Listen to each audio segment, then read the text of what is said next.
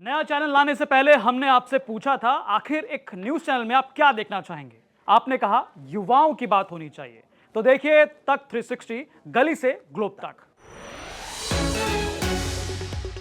Rajiv, clear है कि BJP और शिवसेना शिंदे को बहुमत मिल रहा है और यूबीटी और एमएनएस जो है वो पीछे रह गए हैं। तो क्या हुआ ऐसा कि ठाकरे बंधु साथ में आने के बाद भी वो मुंबई पर दोबारा से कब्जा नहीं कर पाए? इसके कई कारण है मिलिंद। देखिए, पहले तो मुंबई की तस्वीर बदल गई है। अपने जिस तरह से वहां की आबादी के डेमोग्राफिक्स है वो बदल गए हैं। आज की मुंबई बाला साहेब ठाकरे की मुंबई नहीं है। आज जो महाराष्ट्र मराठी मानुस है, खासकर की मध्यम वर्गीय मराठी मानुस, वो 30-35% से शायद ज्यादा नहीं है, कुछ कहते हैं 37%।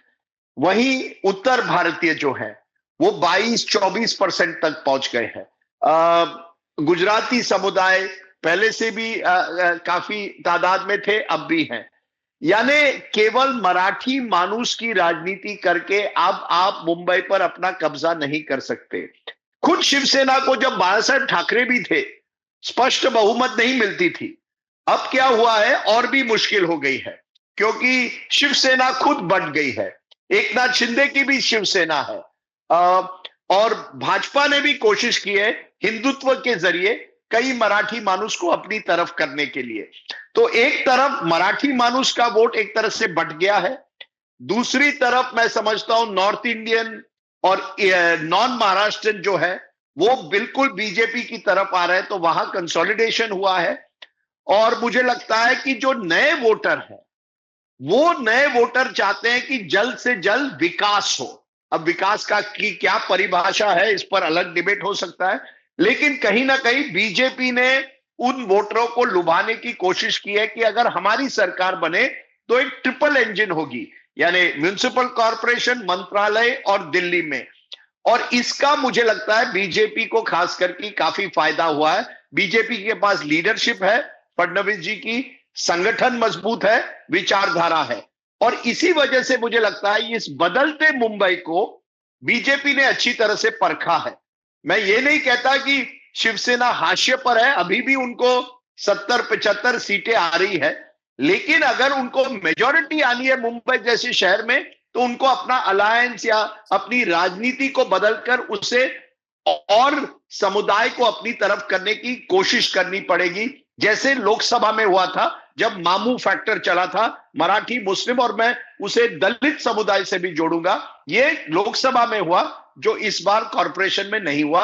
लोकल लेवल पर भाजपा की जो लोकल लेवल कनेक्टिविटी थी, जो संगठन था, जो साधन थे, उससे उनको काफी फायदा हुआ।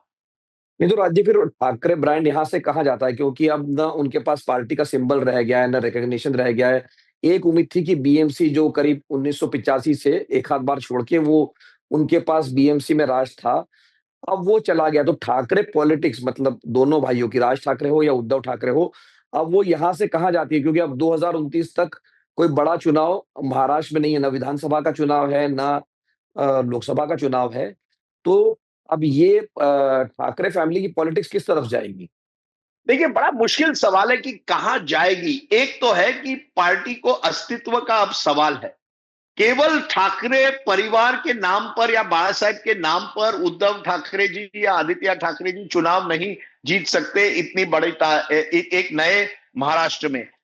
मुझे लगता है उनको अपनी, जैसे कहते हैं, चाल, चरित्र, चेहरा सब बदलना एक तरह से पड़ेगा।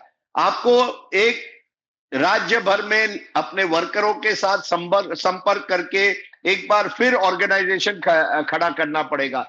मातोश्री में बैठकर आप रिमोट कंट्रोल की राजनीति नहीं कर सकते, वो बाला साहब कर सकते थे, आप नहीं कर सकते। आपको यह भी सोचना होगा कि जो नए वोटर्स हैं, जो केवल महाराष्ट्र नहीं है, बाकी समुदाय से मुंबई में, अलग शहरों में, उनको आप कैसे अपने आप को अपनी तरफ करोगे। मुंबई के बाहर के लिए आपकी क्या राजनीति रहेगी।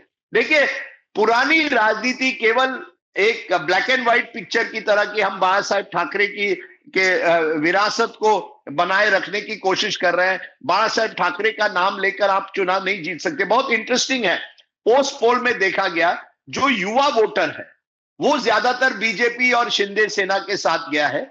जो पुराना वोटर है 50, 55, 60 साल के ऊपर, वो अभी भी शिवसेना से जुड़ा हुआ है। लेकिन केवल पुराने वोटर पर आप नई राजनीति नहीं कर सकते। अगर ना करें तो मुझे लगता है और भी वो किनारे पर हो जाएगी। लेकिन पॉलिटिक्स में किसी को राइट ऑफ नहीं करना चाहिए। आप सोचिए 2 साल पहले, 2 साल से कम, जब लोकसभा चुनाव हुए थे तो ये मामू फैक्टर चला था।